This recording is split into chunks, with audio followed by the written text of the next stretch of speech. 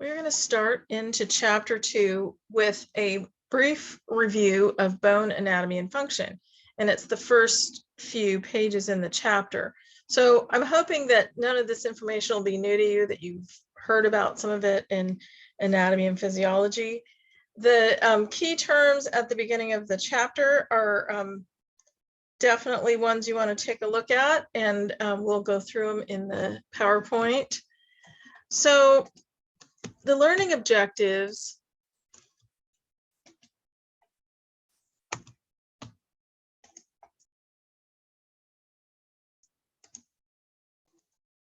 for this section are to be able to differentiate between the axial skeleton and the appendicular skeleton, describing the two main types of bone tissue, identifying common structural features of bones, and we'll talk about all of them, describing common components of a synovial joint, and that will actually be in the next section of the lecture, and describing 5 types of bones found in the human skeleton and finding examples in the body of each.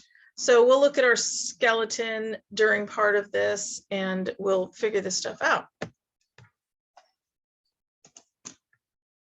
So the axial skeleton is, in this diagram, it's in red. It is everything that's in the center of the body: the skull, the hyoid bone, the ribs, vertebral column. It forms the central semi-rigid bony axis of the body. So a lot of these structures also protect some very important soft tissue structures in our body, like the brain, the spinal cord, and the heart and lungs, as well as other major organs. So the axial skeleton has a very protective and structural role in the body. The appendicular skeleton, they're the bones of your appendages or your extremities.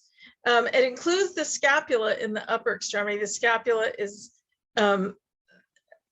the part of the upper extremity, and the pelvis is part of the lower extremity. So the axial skeleton is really the protective part, the vertebrae around the spinal cord, the rib cage around the heart and lungs and major organs, and the cranium around the brain.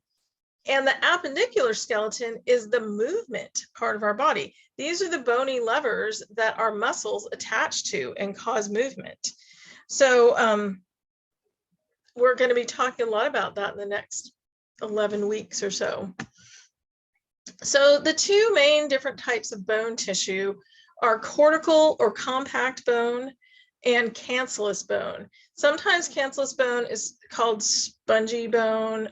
That's sort of old terminology, but you'll hear it said sometimes. But the cortical compact bone is dense and extremely strong. It typically lines the outermost portion of the bone, so that you can think of that as being like the protective shell.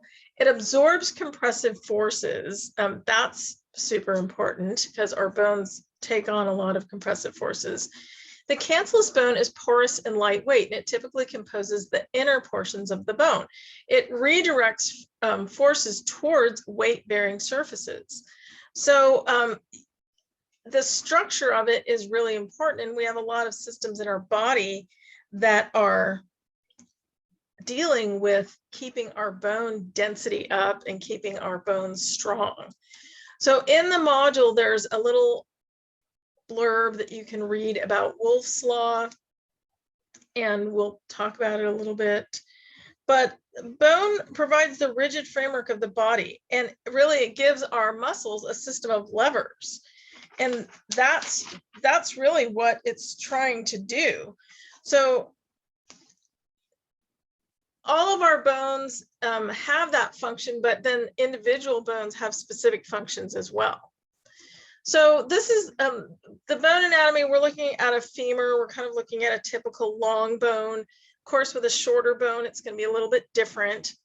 But the diaphysis is the central shaft of bone. And in a long bone, it's a thick, hollow tube. It's mostly composed of cortical bone. That makes sense because we want our big supporting bones to be strong. The epiphyses are the portions of bone arising from the diaphysis that are primarily composed of spongy bone or cancellous bone. They transmit weight-bearing forces across the body. So in younger children, the epiphyses contain the growth plates. That's where the bone is lengthening. So when we start getting into modalities next fall, we'll talk about certain modalities that you don't want to use on the epiphyses of growing children because it can affect their growth. So we want to know about these structures. So our articular cartilage lines the surfaces of each epiphysis, and it's a little bit of a shock absorber between the joints, and it's also gliding surfaces for those arthrokinematic motions. So each bone, each long bone, is covered by a thin, tough membrane called the periosteum. And the periosteum secures attachment of muscles and ligaments to the bone.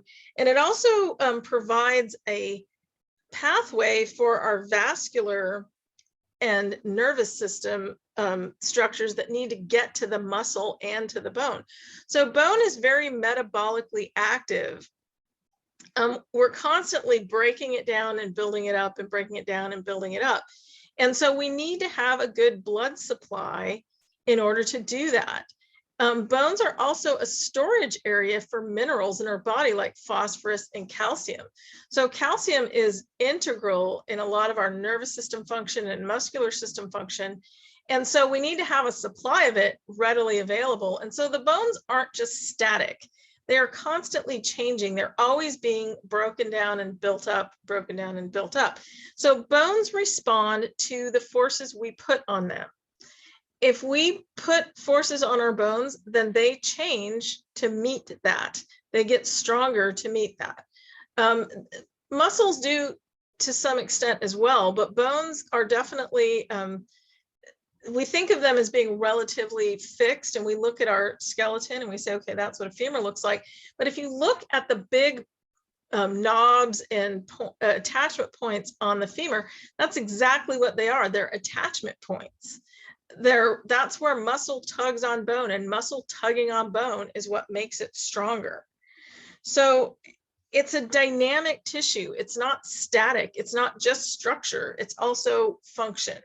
So it's super important in the clinic because weight-bearing activities and muscle contractions are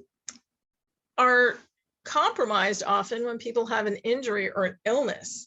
And if they have inactivity or they're restricted on weight bearing, it is going to affect their bone density and their bone health. So that's something that we have to think about with all different types of patients. If they're not getting weight bearing, they don't have a lot of the input to the skeletal system that they really need.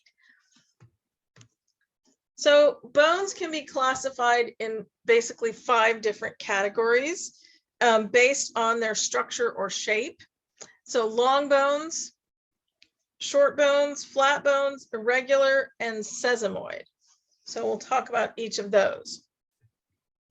So long bones are bones like the femur and the humerus and the tibia that contain an obvious axis or shaft.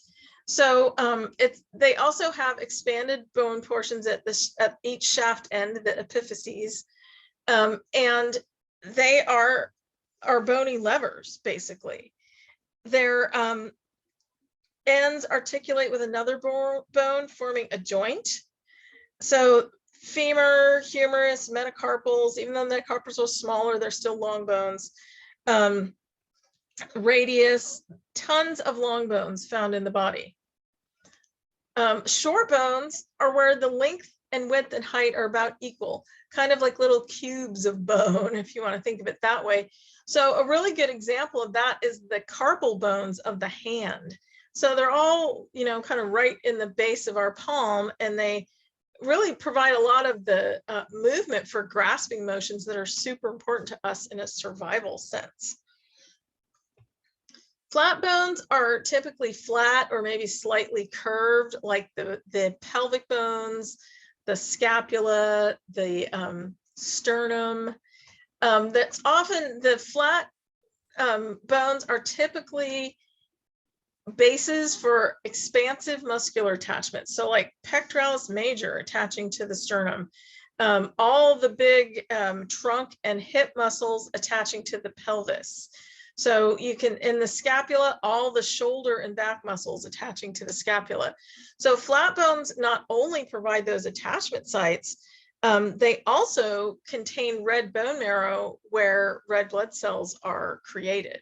So a lot of times if you're either donating or receiving bone marrow donations, they go right into your pelvis.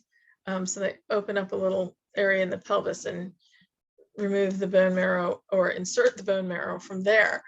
So irregular bones are like anything that doesn't fit into the other categories. they're the miscellaneous bones. So wide variety of sizes and shapes, like vertebrae, obviously those guys are irregular. Anything that doesn't fit into those other categories. Most of the bones of the face and skull are irregular. They have special attachments and special function.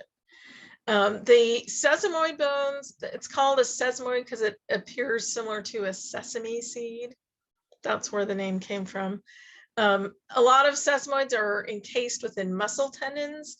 They protect the tendon and increase the muscle's leverage. So the patella is a big fat example of a sesamoid bone that is encased in a tendon and increases the muscle's leverage.